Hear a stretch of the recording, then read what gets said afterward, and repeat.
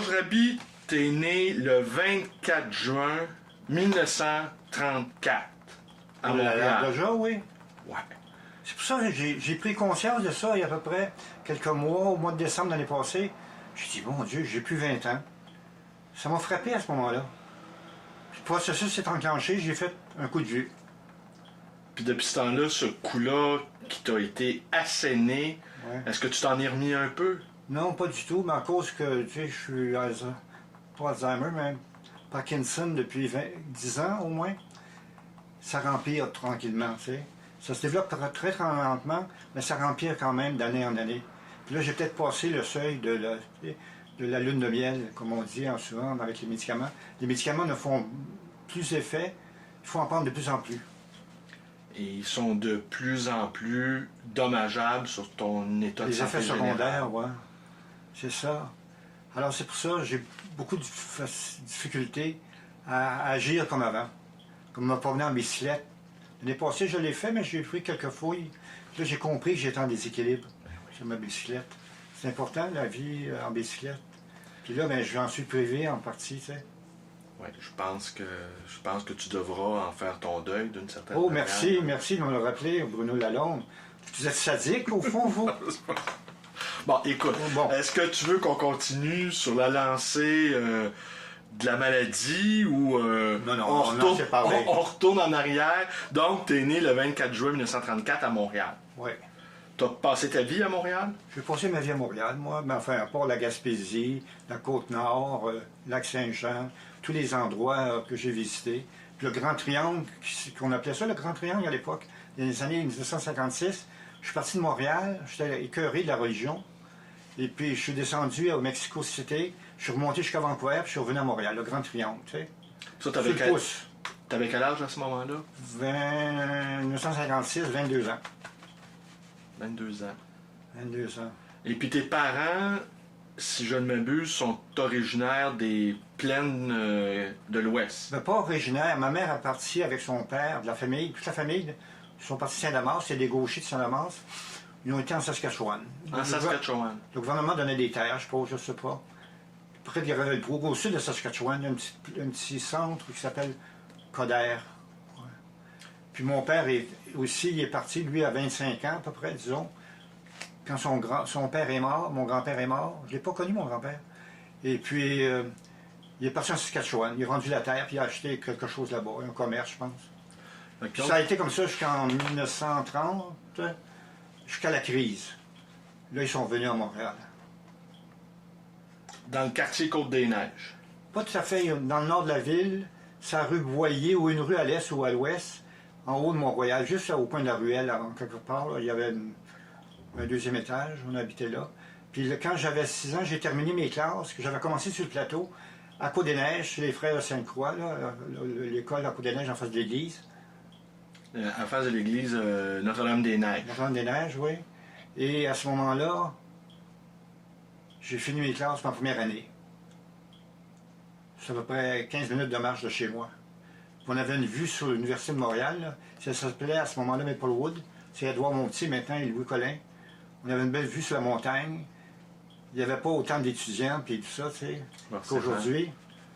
C'était un escalier qui montait jusqu'à l'université en haut. Un escalier de bois.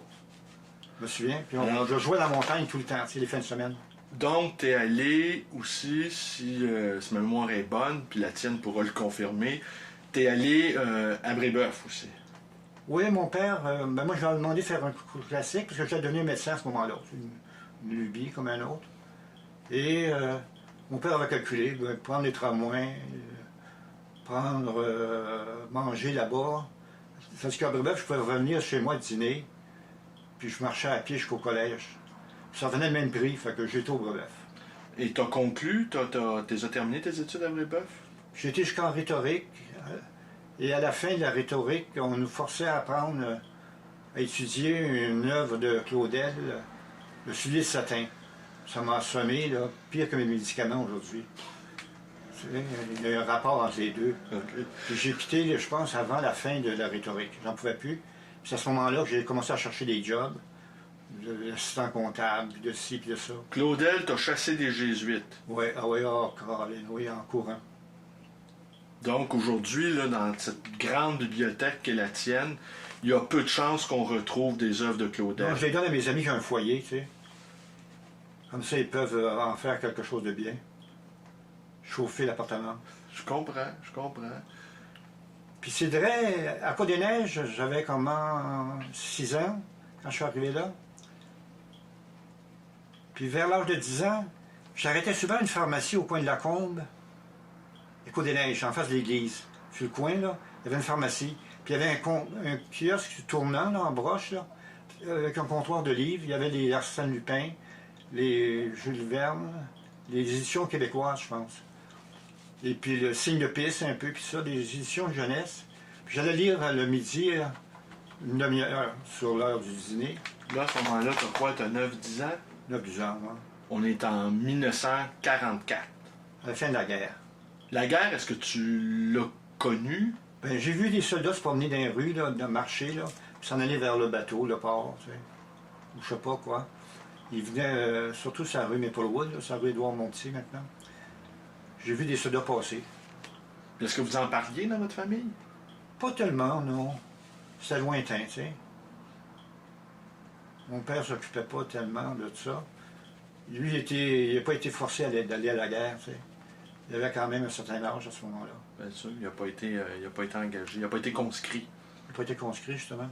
As-tu connu des gens qui l'ont été conscrits? Non, mais j'avais 10 ans, tu sais. Non, mais je veux dire, des cousins, les membres de la parenté. J'avais un cousin à Saskatchewan, mais je le voyais pas souvent. Hein.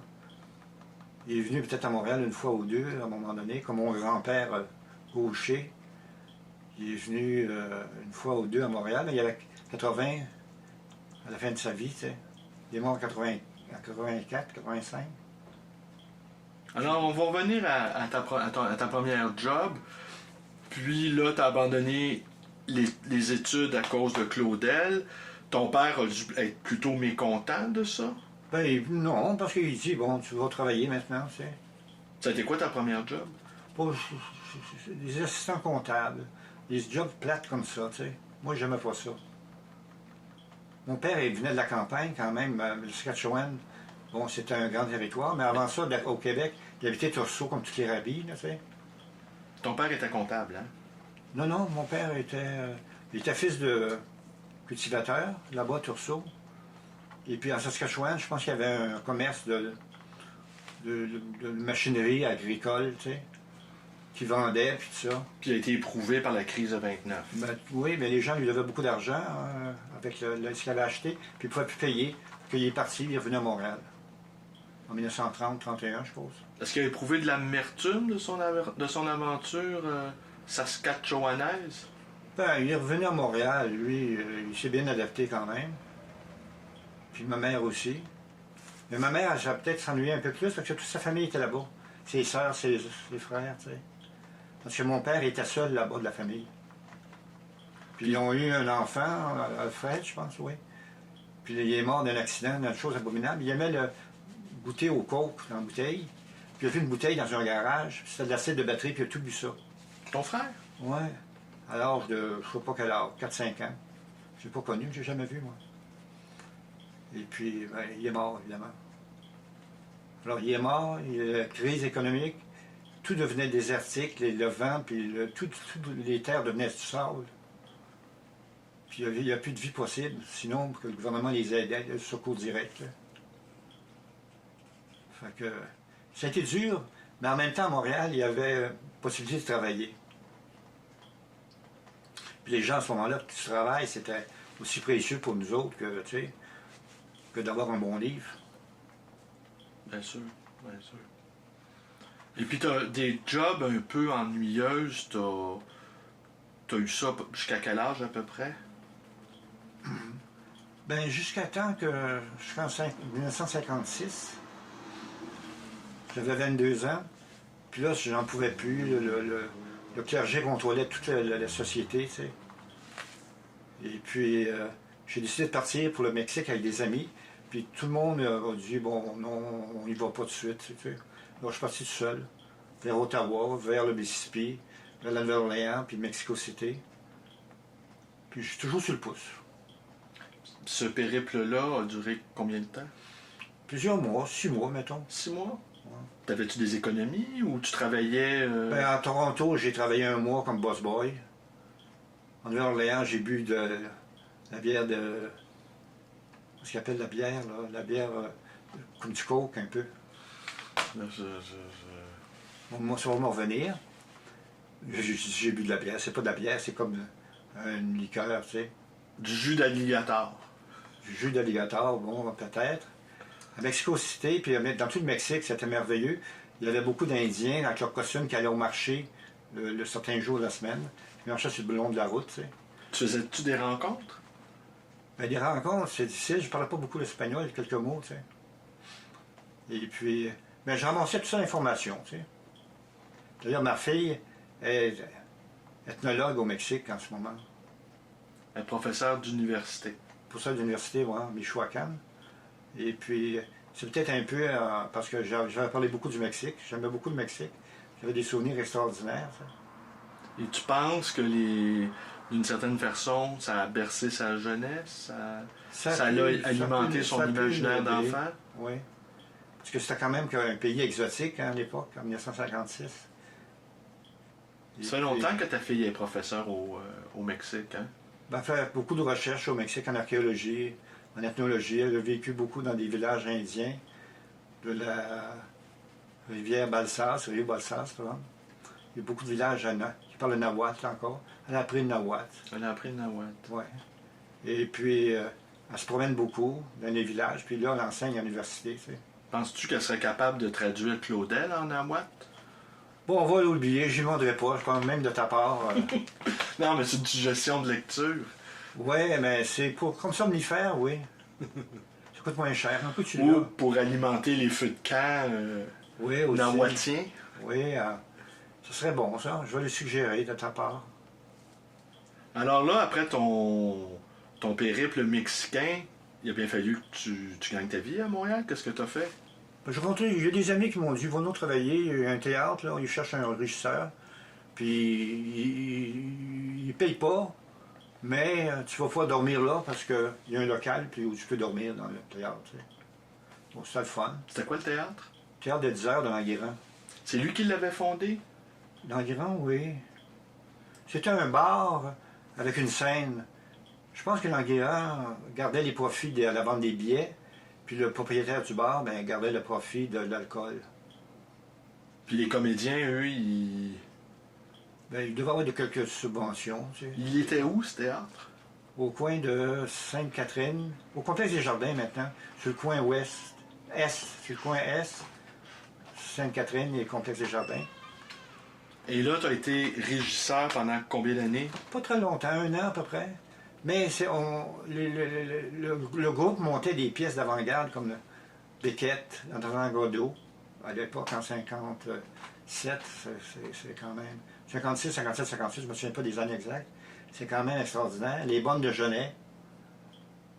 Beaucoup de. Puis ces pièces-là, moi, je les écoutais 30 fois dans le mois, mettons, tu sais. Puis ça me nourrissait beaucoup au niveau du langage théâtral, direct. Les dialogues, tout ça. Tu finissais-tu par connaître les répliques par cœur? Ben, plusieurs répliques, oui, bien sûr.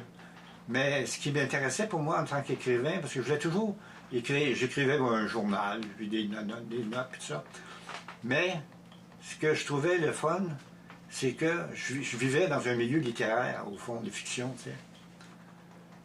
Comme avant, ben, j'avais découvert pas Claudel, évidemment, Edgar Allan Poe. Ça a été fantastique quand je me suis mis. Je pense que c'était dans la petite collection Nelson qui venait d'Angleterre ou d'Écosse. D'Écosse, d'Édimbourg. Oui. Le siège social était à Édimbourg. Et dis-moi, ton expérience théâtrale en tout et partout, elle a duré combien de temps? Entouré 10 ans. 10 ans? 10 ans. Mais pas toujours au même théâtre. Non, l'Anguirand, ça a été 1 an. Le théâtre a tenu le coup 1 an ou 2 ans, je ne sais pas. Après ça, j'ai travaillé pour Monique Lepage et Jacques Letourneau au Théâtre Club, c'est à rue Maisonneuve. Et là, tu faisais quoi? Guy, pas loin de Guy. Toujours régisseur, directeur de plateau. Après ça, j'ai travaillé pour le Théâtre populaire du Québec. J'étais directeur de tournée.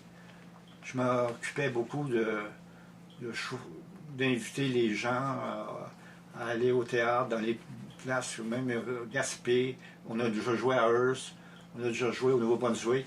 On faisait des grandes tournées.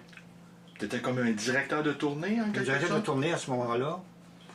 Et puis les gens, mais on a joué dans les collèges, tu sais. Les gens achetaient le spectacle, puis on se présentait là, le jour dit. Mais c'était très compliqué quand on traversait le fleuve là, à Sept-Îles ou à Rimouski-Matane. Des fois, il y avait une tempête. Des fois, on arrivait à la dernière minute pour monter le décor, tu sais. Je présume que tu gagnais ta vie plutôt... Bon, juste assez pour payer l'appartement, tu sais. puis pour rester libre. Puis rester libre surtout. Alors là, tu as fait ça pendant 10 ans, puis on se retrouve.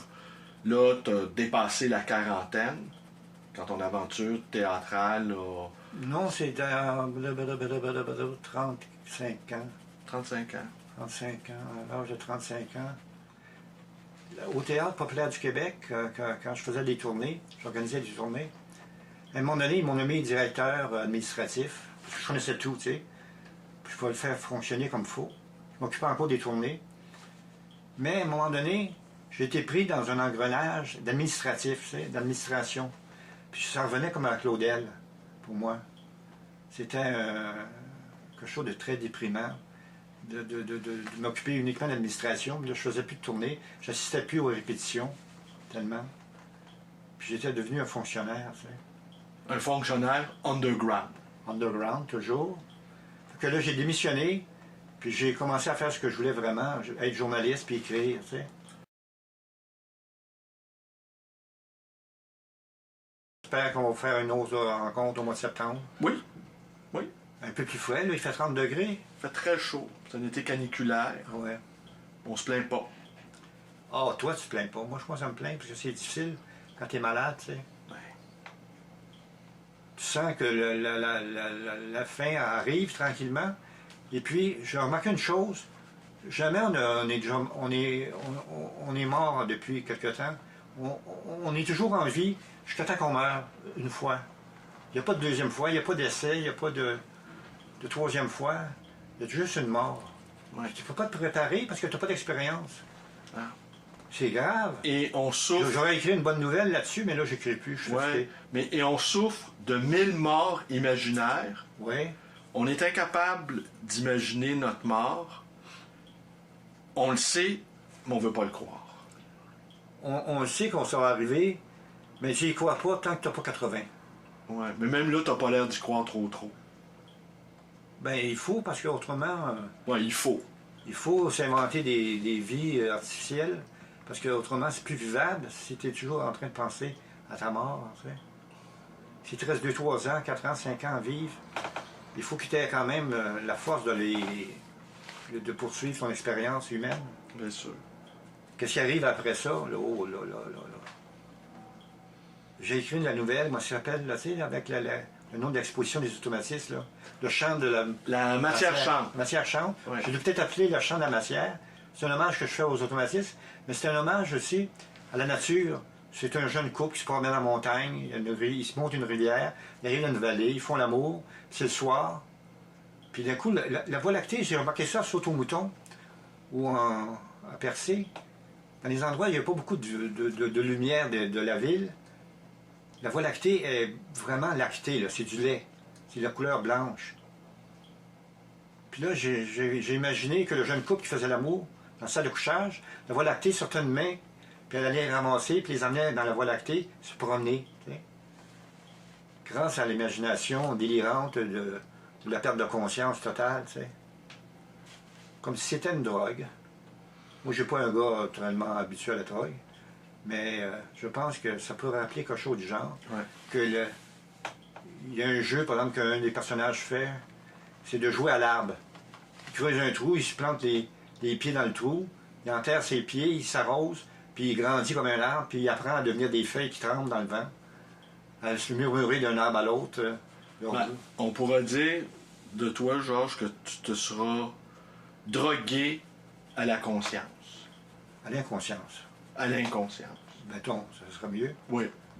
Un dopé de l'inconscient. Un dopé de l'inconscience. On arrête là-dessus. Je vous remercie d'être avec moi. Si mes vidéos vous plaisent, vous pouvez vous abonner à ma chaîne YouTube. Vous pouvez me téléphoner dans le 514-736-0999. Ça, c'est à ma librairie. Vous pouvez me rendre visite à ma librairie d'occasion et d'ancien, le Livre Voyageur, dans le quartier Côte-des-Neiges à Montréal.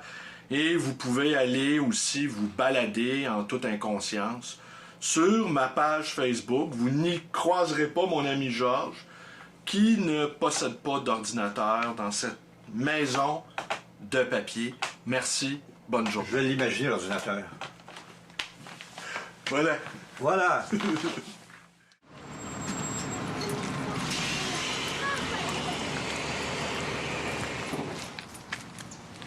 Pas de taxi pour les oies sauvages. Un texte de Georges Raby, publié dans le 9e numéro de la revue de la compagnie numéro, intitulé Bonbons assortis. Texte dédié à Maurice Soudens. Je pensais encore une fois que ce n'était pas ma meilleure semaine. Durant l'été des Indiens, les gens préfèrent marcher que de prendre une voiture. Il fait si beau. Quand je la vis au coin de la rue, agitant ses mains en l'air comme une désespérée lance des signes de détresse, je m'interrogeais à son sujet. Elle était grande et très belle, aussi frêle qu'un roseau. Ses cheveux noirs comme la nuit dansaient sur sa nuque. Légère, elle s'élança en trombe dans mon taxi. Maintenant, elle était affalée dans le fauteuil arrière, nullement pressée de me donner le quartier de la ville où elle voulait se rendre. J'attendis un moment. Puis à la fin, je me tournai vers elle pour lui demander. Mais ses longues jambes sous sa jupe entr'ouverte baignaient dans une lumière vive. Elle coulait sur ses cuisses comme l'eau d'un ruisseau qui dévale vers sa crique. « Où allons-nous » dis-je, toujours émerveillé par ce mirage tout près de moi. Elle me lança sans y réfléchir. « Amène-moi où tu voudras, pourvu qu'on bouge. Au bord du fleuve, à la montagne, je suis prise de vertige. J'ai vu tout à l'heure une grande volée d'oies sauvages avec leurs cris mordants dans le ciel. Je veux, moi aussi, voyager comme ces oiseaux. » Je la promenai au hasard. Puis je montai par le chemin en longue courbe jusqu'en haut de la montagne. Au premier cimetière, elle devint surexcitée et me dit d'aller dans la vieille section. Alors je cessai ma course sur une butte, près du boisé. Ici, le silence devenait par trop intense. La vue, en plongée, enlignait une multitude de pierres tombales comme une partie de domino abandonnée sur place. « Quand je suis angoissée, murmura-t-elle, j'aime me retirer en ces lieux. J'y venais souvent avec mon ami. Nous recherchions des sensations fortes. » Le silence, à nouveau, installa un malaise entre nous. « Viens me rejoindre, je me sens trop seule. » Je m'empressai avec une inquiétude palpable. J'imaginais qu'elle allait se transformer en fantôme d'un moment à l'autre. Elle m'attira vers elle. « Prends-moi, je le veux. Pas de mots d'amour ni caresse. Prends-moi avec force. Envahis-moi de tout ton corps. » L'herbe était grasse et haute près de cette tombe. La terre faisait des creux et nous rappelait la présence des morts couchés en dessous de nous. La pierre tombale semblait fendue de part en part. Faire l'amour ici, c'était jouer avec des interdits menaçants. Mais je m'exécutais. Je suivis ses désirs à la lettre, de A à Z, comme un abécédaire de sensualité fait pour exprimer l'absurdité de notre amour. Beaucoup plus tard, un oiseau de proie, caché dans les pins, lança un appel strident qui marqua la fin de notre folie. Elle désira griller une cigarette. J'allais en chercher une dans l'auto, mais un autre cri traversa l'espace accompagné d'un bruit sourd. Je me retournai. Un tout petit revolver argenté glissa de sa main. Le sang d'un rouge vermeil coulait de sa tempe sur ses longs cheveux noirs. Je n'arrivais pas à comprendre. Un peu avant le coup de feu, j'ai cru entendre. Après tout, les oies sauvages ne prennent pas de taxi pour migrer vers un autre monde. Mais je ne peux pas le jurer. Parfois, il arrive qu'on perçoive des voix étouffées dans les vieux cimetières.